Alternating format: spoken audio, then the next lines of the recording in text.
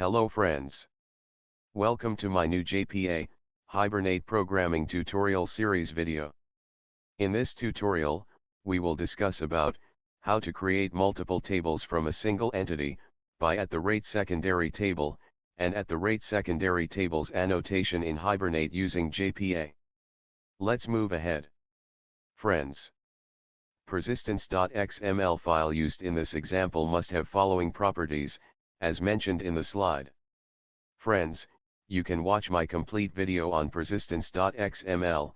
In this tutorial we can skip explaining the persistence.xml. Only property to mention is hibernate.hbm2ddl.auto, having value as create.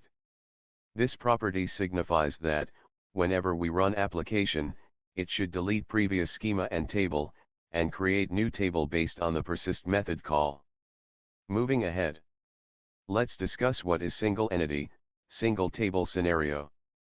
Suppose we have an employee entity, having properties as employee ID, which acts as a primary key, employee name, address, mobile, city, zip code, state, country, email 1, email 2.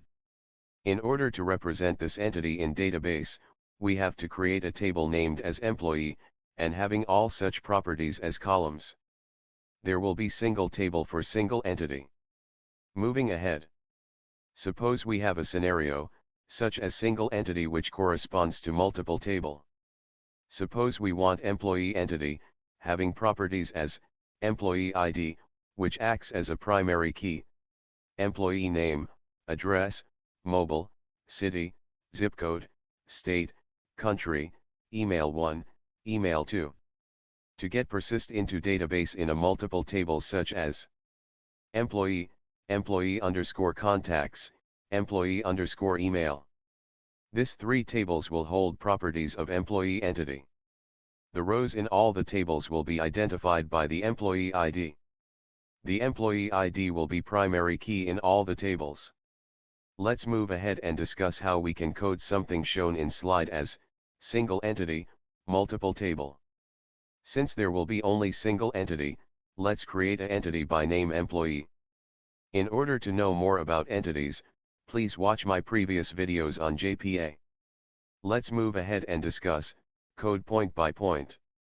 Number 1, over the employee class declaration, we have to provide information such that Hibernate comes to know that this entity has to be persisted over multiple tables. In order to achieve this, we have to use three annotation from package java_x.persistence, such as @rate secondary tables, @rate secondary table, and @rate primary key join column. If employee entity has to be persisted in two tables, only @rate secondary table annotation is used. But, in our case, there are three tables, so @rate secondary tables annotation is used. This annotation will hold @rate secondary table for each table. Here in our case, one @rate secondary table will hold information for employee_contacts table. And another @rate secondary table will hold information for employee_email table. @rate secondary table has been provided with two metadata, such as name and pk join columns. Name takes in the name of the table. Pk join columns, attribute is an array of primary key join columns, which provides information that, how we can join secondary table records to their primary table records. In our case, it tells Hibernate that how it should join employee, which is primary table, to employee_contacts and employee_email, which are secondary tables. In our case, we provide primary tables primary key such as employee ID to join to employee_contacts and employee_email.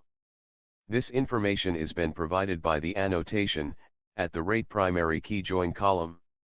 Here, each @rate primary key join column, joins a secondary table column to a primary key column in the primary table. Moving ahead. Number 2, employee ID and employee name, as per previous slide, is in employee table, so keep it as it is.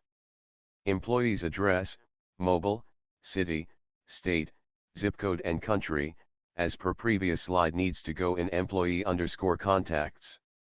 So in order to achieve that, we have to provide information to Hibernate, that all these properties should go in employee_contacts. At the rate column takes in a property named as table. The value for table has to be provided as employee_contacts, for all the properties which we want to place in employee_contacts. Moving ahead. Number 3, same is done with the two email addresses properties. At the rate column takes in value as employee_email for both the email 1 and email 2. Moving ahead.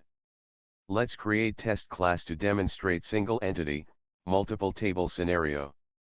Let's discuss the code point by point. Number 1, create an employee instance. Set all the properties as shown in the code, such as name, address, mobile, etc. Moving ahead. Number 2, let's call persist method of entity manager to persist employee instance. This will create a table employee, employee_contacts and employee_email. Friends, for rest of code working in this slide you can refer my previous tutorials on JPA. Moving ahead. Let's check database for table employee, employee_contacts and employee_email and run a select query on it, as shown in figure. The image in slide displays the single row for employee entity, having employee ID and employee name columns into it. The employee_contacts and employee_email has employee ID as a primary key, and rest of the properties as per previous slide. Moving ahead. So friends, this was the tutorial on how to create multiple tables from a single entity, by at the rate secondary table, and at the rate secondary tables annotation in Hibernate using JPA. So friends, go through this video 2 to 3 times so that secondary tables concept in JPA gets more clear to you. Hope you like this video. Please give 1 minute to like, share, comment or subscribe my channel, or you can visit my website at www.hubberspot.com.